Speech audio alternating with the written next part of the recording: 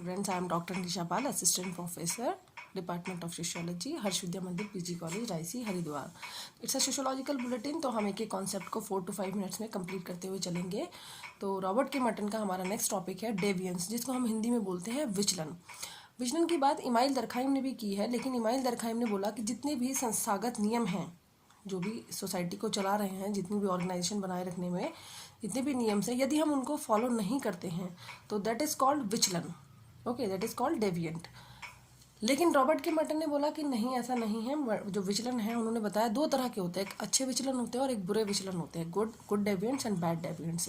For example आप बताना बच्चों, जैसे सपोज आपकी फैमिली में या मेरी फैमिली में सब IAS PCS अधिकारी हैं, और अब मैं बोलती हूँ कि नहीं, मुझे नहीं बनना IAS PCS अधिकारी, मुझे आर्टिस्ट बनना है या मुझे टीचर बनना है, मुझे पढ़ाना अच्छा लगता है, राइट? तो क्या ये गलत बात है? नहीं है, because that's not my choice to become IAS and PCS officer, right?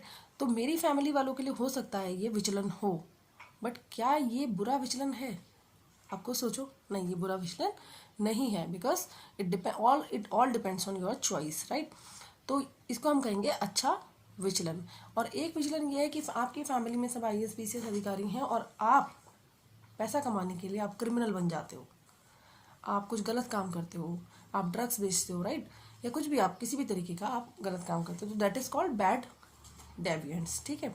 तो दो तरह के विचलन का अगर ऑब्जेक्टिव क्वेश्चन में आता है कि विचलन रॉबर्ट के मर्टन ने कितना तरह के विचलन बोले, तो आप बताएंगे कि दो तरह के विचलन की बात की, एक गुड डेविएंट्स और एक बैड डेविएंट्स, राइट? ये हुआ हमारा विचलन। अब हम यहाँ पे देखते हैं,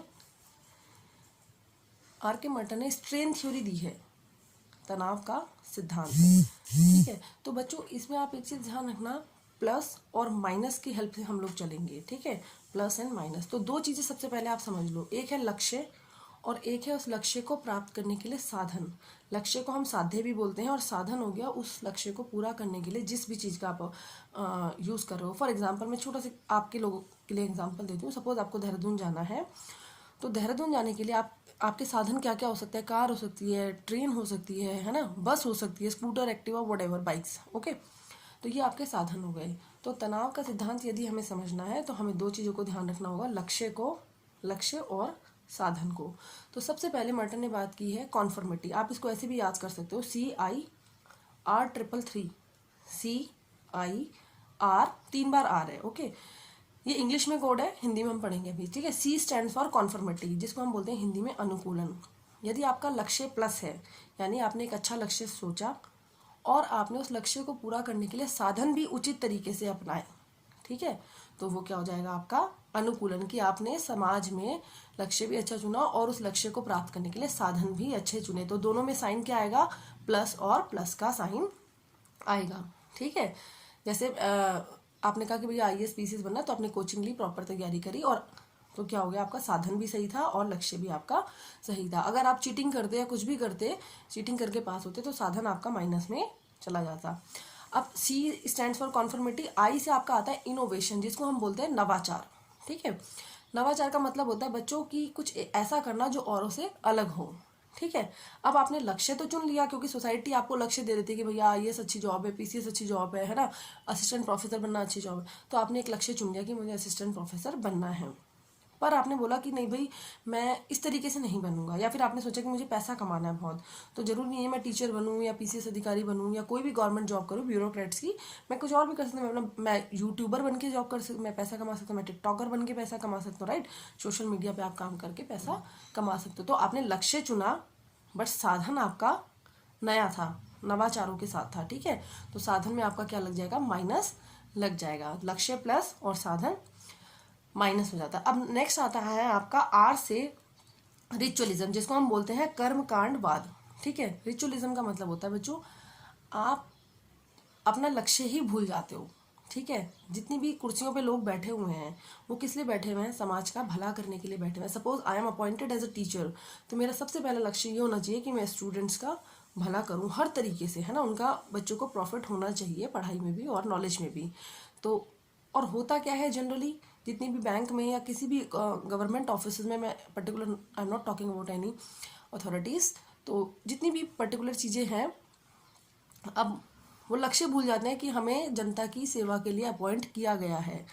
पर वो साधन पूरे ध्यान रखते हैं, जो नियम है, जो रूल्स हैं, रेगुलेशंस हैं, उनको प्रॉपर फॉलो करते हैं। सपोज आप देखो कि अगर आप किसी सरकारी ऑफिस में जाते हो और आप बहुत लंबी लाइन में लगे हो, और जो काम दूसरे तरीके, शॉर्टकट तरीके से भी हो सकता है, बट उसको नहीं करेंगे, वो बोलेंगे प्रॉपर नहीं, you have to fill this form and you have to go with this process and blah blah, right.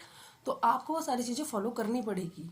संस्थागत साधन प्रॉपर फॉलो होंगे, लेकिन लक्ष्य भूल जाएंगे, तो लक्ष्य क्या हो जाएगा बच्चों, माइनस हो जाएगा, और साधन आपका प्लस हो जाएगा, ठीक है।